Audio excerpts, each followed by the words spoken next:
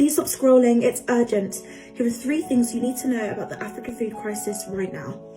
146 million resilient women, children and men are struggling without the food they need across parts of sub-Saharan Africa. The worst food crisis in decades, yet it's not making our headlines. In East Africa, droughts have hit, made worse by climate change.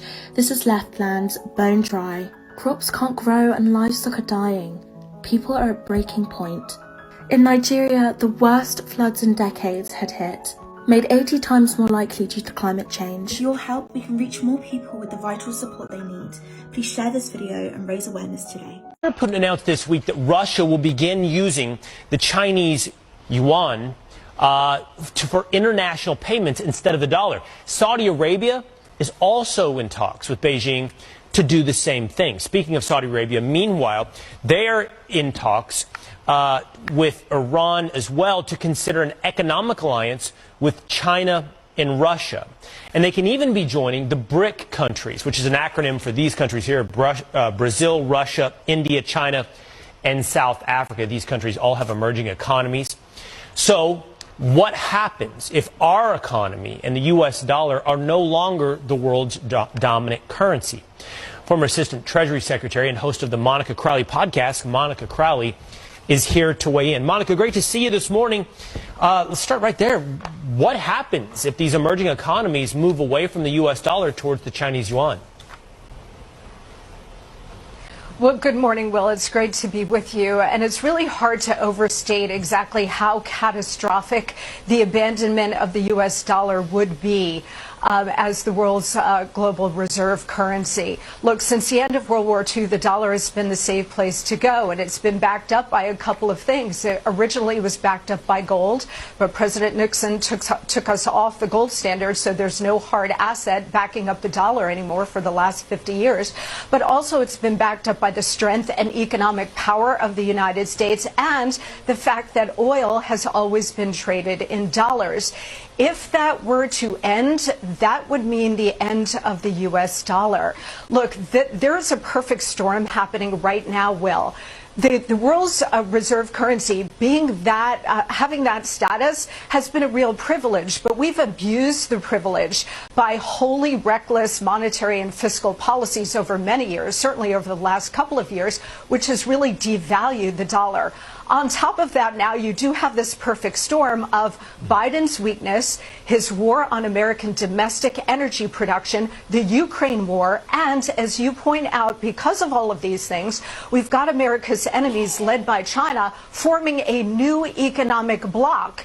And all it would take at this point now, because we're at this pivotal moment, Will, is for Saudi Arabia, who has indicated that they're open to this, to say, you know what, we're going to be open to considering other currencies to trade in oil. If that were to happen, there would be a complete implosion of the global economic system, but certainly the American economic system.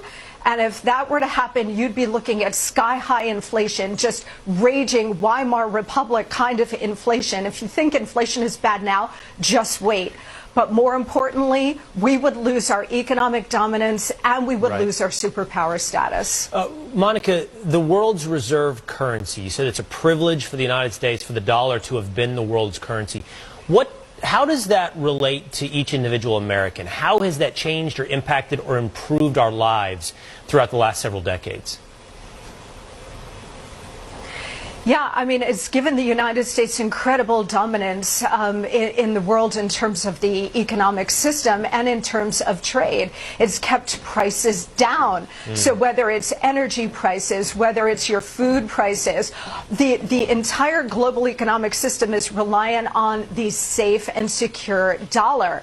But that is no longer true, again, because we've been printing money like crazy and devalued the power of the dollar and the value of the dollar. But on top of it now, again, oil is the critical linchpin of this. If Saudi Arabia decides to join with America's enemies here and start trading oil in different currencies, that is going to undermine the entire global economic system. And here at home, you know what it's going to mean for us? It's going to mean raging inflation, so much worse than anything we have ever experienced, Will. And I'll tell you, they're setting it up so that they can then come to the rescue by introducing central bank digital currency. fees. If they were to do that, and the United States already has a pilot program, that means the loss of your individual economic freedom, because the government will have total access and control of everything you buy and sell, and the ability to turn it off like that. Ominous warning. I hear you. Saudi Arabia is the tipping point. Oil trading in dollars is the tipping point.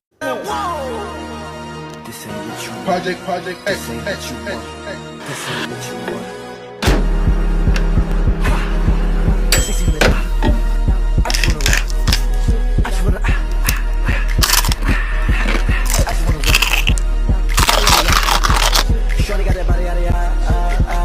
I made over $70,000 this week trading. I'm 23 years old. Here's exactly how I did it. First of all, you download TradingView. Next, once you master TradingView, you're going to download ExoCharts. This is an even better charting platform than TradingView, in my opinion. Way more advanced, gives you a lot more insight. Next thing you're going to get is the Kingfisher. As you can see, there's a lot of whale activity right now. I see what all the big dogs are doing. And understand that most indicators are bullshit. You're not going to make money. There's a lot of people claiming that online. They're fake. And really, if you just study, you could do exactly what I did today on my Instagram. I called this play. I proceeded to make so many people money. And this is really all I use. It's just common sense. I've spent thousands of hours on this chart, and you could do it as well, but it just comes down to if you're willing to put the work in or not. Honestly,